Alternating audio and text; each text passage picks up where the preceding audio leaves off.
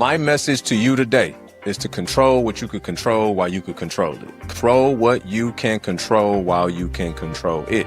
Man, this is so important. Okay, why? Because, and what prompted this conversation today, just so you know, is a lot of pretty well-known influencers lately been like on this health kick. They've been doing these 30-day fitness journeys, 60-day, 90-day, whatever, which is cool, right? Shout out to them. But what it reminded me of is that there's always something missing. And I think while we got a lot of different things that we chase in terms of standard, in terms of success, one of the things that we don't really talk about enough is the fact that you're only going to reach real success when your health is in order, your family life is in order, your finances is in order. That's when you really are successful, is when your health is in order, your family life is in order, your spiritual life is in order, your finances is in order, right? That's probably why we got a program called Believers in Business, where we focus on faith, fitness, finance, freedom, and family. But for those of y'all that's not in that community yet, one, I don't know why you aren't, but you should probably go to www.believersinbiz.com if you want to get in there and maximize all those areas of your life. But the real conversation today is there's always something missing, y'all. We oftentimes get so fixated on one area of our life that we forget about all the other ones. It was a guy, shout out to Runway Billionaire, he was talking about how there was a time where he was in pursuit of doing $1 million in a month. He had never done it. And so he went so hard that he looked up, and while his wife wasn't close to divorcing him or nothing, she was very displeased, okay, and not very celebratory of the money that he went out and made. And he was like, man, when I look back at it, like, it really felt like a $400,000 month. It felt like a normal month by the time I paid taxes and all the stuff that had to come out of that, the money that we spent to make it and ad spend, all the rest of it. Still something phenomenal to accomplish, right? But just bringing it all back into context about what did it really mean and what did I almost forfeit as a result of pursuing it. This will be a short pod today, but I think it's important to talk about this, though, because I know some of y'all out there right now are in the thick of it, right? You may be going through it in your marriage, and as a result, your business ain't doing so well. Your spiritual life been kind of off. Something is way out of whack as you're trying to fix this thing and bring it back together. I mean, for most of us, right? Every day we getting up, we like, I got to go get some more money. I got to go get some more money. I got to get some more money. It's important. Life is better and easier with money. Make no mistake about that. But what am I forfeiting and what am I compromising in the process of going to get the paper? So we got to always take these things into consideration. And it was a reminder to me that even these people who have done very well in business, made millions of dollars, some of them 8-figure entrepreneurs, they health compromised to some degree, right? I don't know what they cholesterol levels are, right? But I'm just saying, at least they were working on the physical aesthetic of it. And chances are, if there ain't been no working out, you know, what's on the outside is typically indicative of what's going on inside. So maybe there wasn't the best diet and the best eating habits and all the rest of it. But they pulled a lever in life that most people struggle their whole life to pull, which is to make money and be successful in that regard. Well, there's a lot to learn from that. The Bible tells us in Ecclesiastes, to everything there's a season. And the Bible also tells us that everything is perfect in God's time. So as I started this conversation today, I talked about control what you could control while you could control it. Too often, because we're not where we want to be in a particular area or level in life, we don't control all the other ones that we can.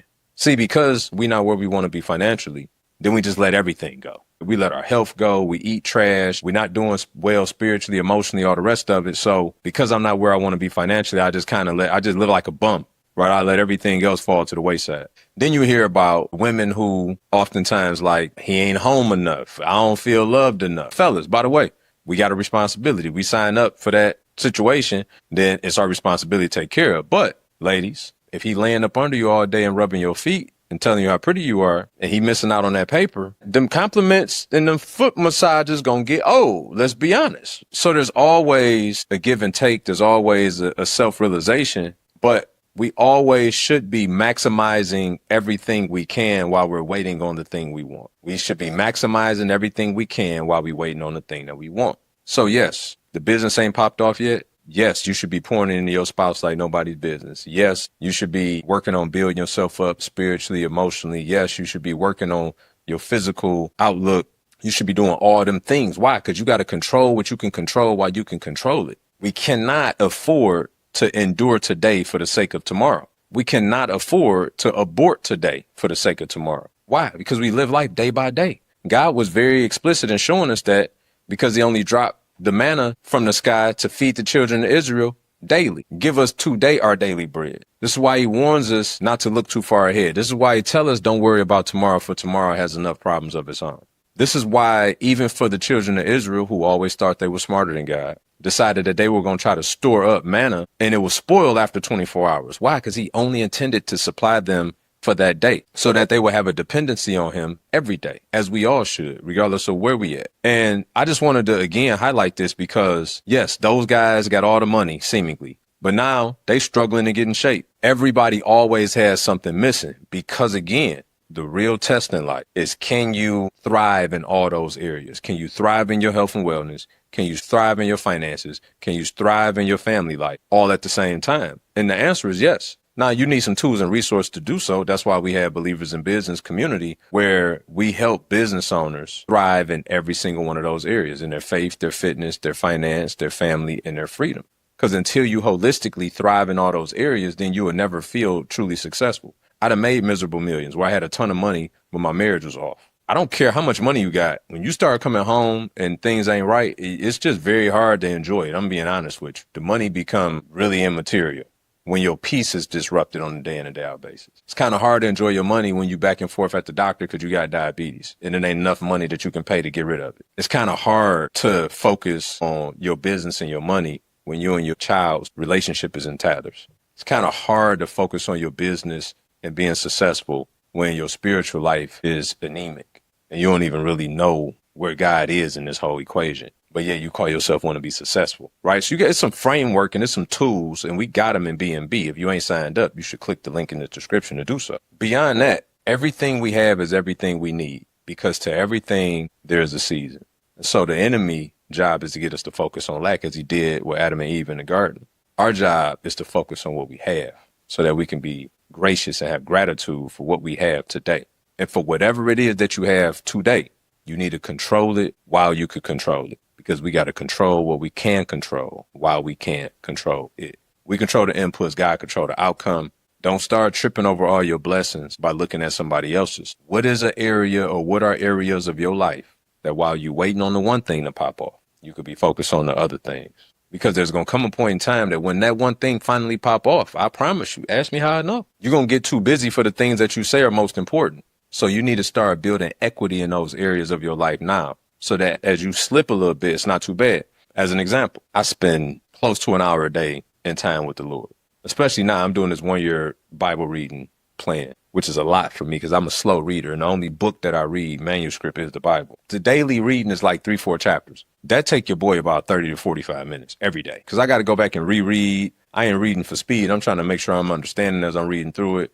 And then it's like a 5 to 7 minute devotional to kind of recap everything that you read, which is super helpful for me. And then in the evening, I may go sit in the prayer closet for 20 minutes, talk to him. So on a normal rhythm, I'm spending about an hour a day. And that's not to include all of the sporadic moments of me talking to him and listening throughout the course of the day. Well, I go on vacation. I travel for my business. I at times share hotel rooms with my wife. That's the only person I share with, by the way. But I don't always travel alone. So when I'm alone, it's easier for me to keep my rhythm. When I travel with my wife, not so much. Does that mean that out of some religiosity, I'm like, oh man, messed up with God? It's like, no, he understands. But I built enough equity to where it's not for him, it's for us. Spending time with him is not for him, it's for us. Now, does he enjoy the spending time? 100%. But we need something to grab hold to when we don't have the time to be that intimate with him in our relationship. When you got time, you need to spend time with your spouse and your family while you got the time. Because there's going to come a season. I just telling my wife the other day, had to go up to Philly for a meeting. And I was telling my wife, man, for 3 years, I was in the airport a couple times a month. I didn't even realize what type of muscle I developed for that until recently. I've traveled maybe a handful of times this whole year. That may be generous. I told her, like, man, I hate traveling. And then it's a guy that used to travel, I'm talking about a couple times a month for 3 years. I'm like, man, I can't stand. I don't like packing. I don't like this. I mean, I like going places, but I don't like the process of going places. And you know what I told her, though? I said, but I'm going to enjoy this time now. Because in a very short time, in the next year to 2 years, 3 years, I don't know, everything is perfect in his time. But I already know I'm going to get the tap on the shoulder, and I'm going to be on the speaking circuit. And I'm going to be speaking and crisscrossing the country and the world, speaking on stages. Like, I know that that's going to happen in my life. Well, guess what's going to happen? Yeah, my wife would better come to some of them, but she ain't better come to all of them. So what does that mean? I'm going to be spending time away from my family. So it's important to build that equity now. I'm trying to give y'all tangible outlooks on what I'm talking about. Control what you can control while you can't control it. So I'm building up my spiritual life as much as possible. I'm building up my marriage and my family as much as possible. I'm working on my health. I'm in the gym 5-6 days a week. I looked up today. I'm like, I think I worked out like 10 days straight. I need to take a day off. But I'm getting ready for this cruise that's coming up. So I got goals. Are y'all picking up what I'm putting down though? Like I just really felt like I needed to come in here, turn on the mic and have a real conversation with y'all about perspective because it's easy to lose it. I guarantee you as much as them guys got money, because I've had money, and they feel as if they don't have their health because they already know how to make money. They're not thinking about that. The real challenge in their life is they really don't know how to develop a rhythm of staying in shape. That's daunting to them. It's heavy to them. It's a challenge for them. Just as challenging as it is for you to wrap your head around making millions of dollars, is that challenging for them to wrap their head around being in shape and locking in because it was something that caused them to not take it that serious in the first place. And so I just wanted to just inform y'all and give y'all a perspective shift and hopefully an awakening of perspective to control what you can control while you can control it. And the one thing you can control is send this to somebody that you love, share it. If you listen to this on audio, please leave us a review. We appreciate it.